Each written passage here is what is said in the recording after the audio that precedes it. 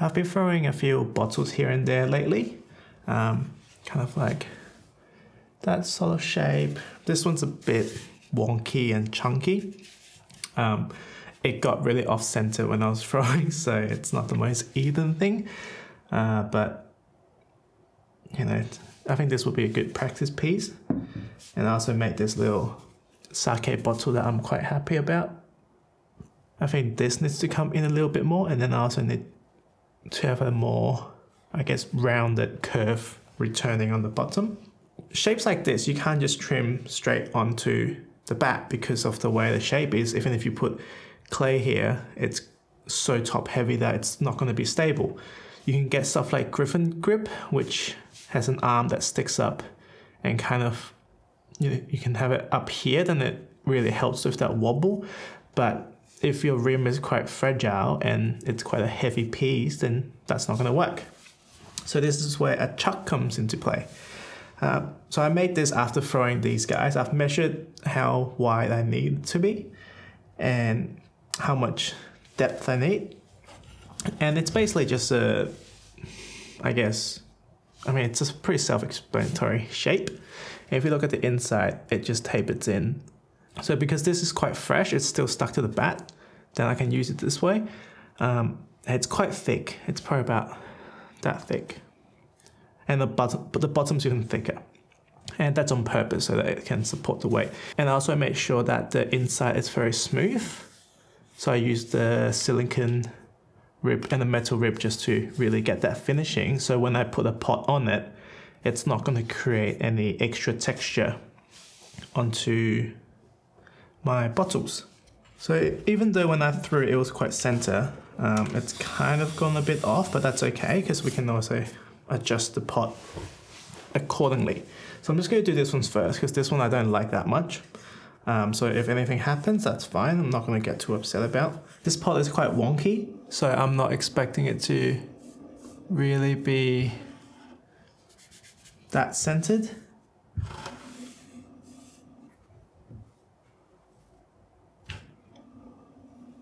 That's pretty good. So this will be a flat base, and I just want to bring that corner in.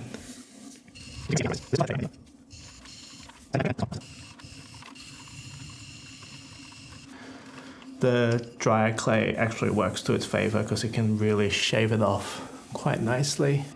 So the bottom's quite thick. The corner, I think I can get a lot more out of here.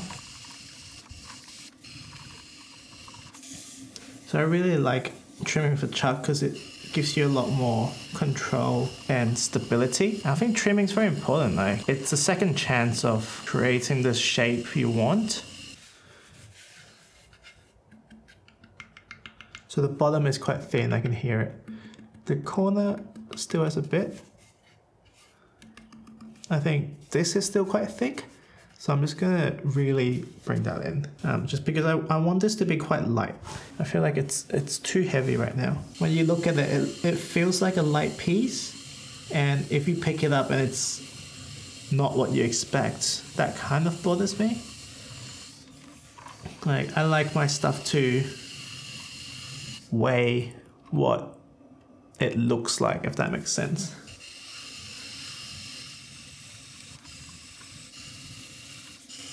While I'm at it, I'm just going to clean up the overall surface. But obviously I would wish that I can just throw it and then be happy with it. I mean, that's what we all aim for, I guess, isn't it? It's also efficiency, not having to spend too long trimming.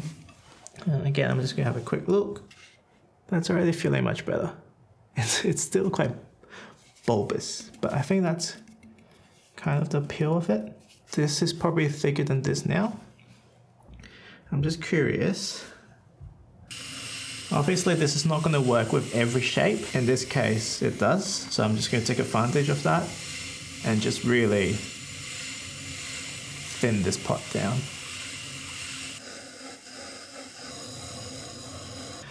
So there you go, the first one done. I think this looks a lot better now compared to how it used to be. It also feels it feels right, the weight. It doesn't feel too heavy, it doesn't feel too light. There's definitely clay here that I can take out, but that's alright. So yeah, first one.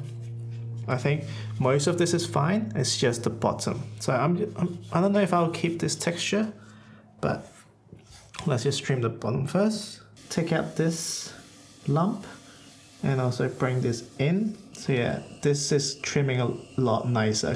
See how the ribbons are coming out? And it sounds different.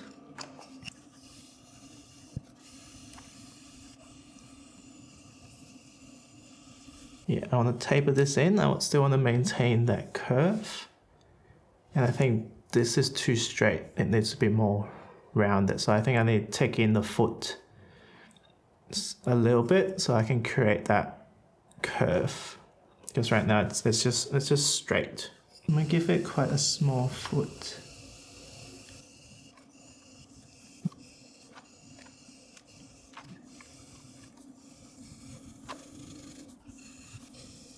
So let's have a look at that.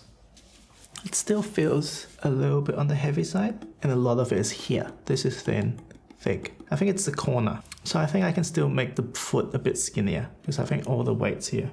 I mean, it's not bad that this is bottom heavy in the practical sense.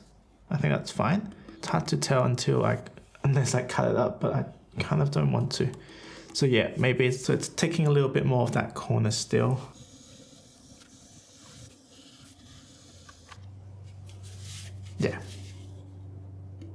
Yeah, I think that's better. So the curve is just a lot more gentle. And now that I've done that, I might just give the top.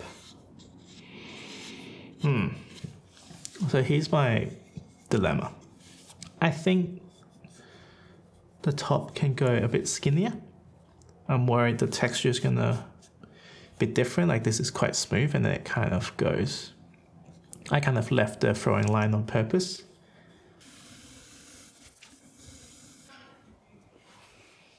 Done. No more. No more. No more. So I'm leaving a bit of that ring because I like it. And that's it. That's how you trim on the chuck for bottle forms. Very indecisively. Learn to throw better, then you don't have to go through all that. But this guy and this guy.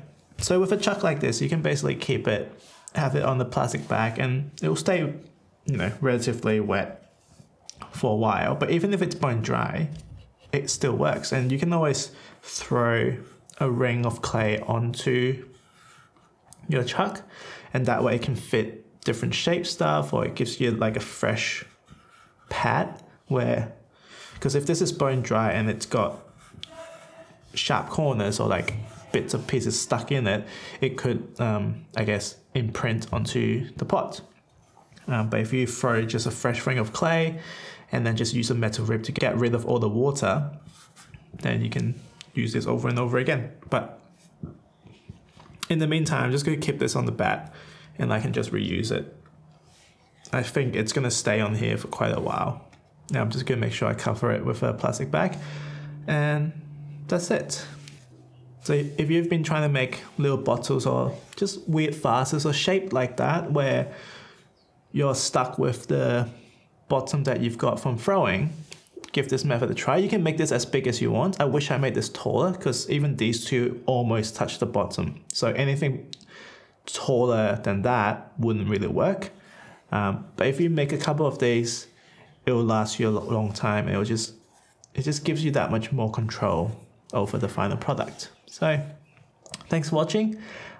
Make sure you like and subscribe and support this new channel, and I'll see you guys soon.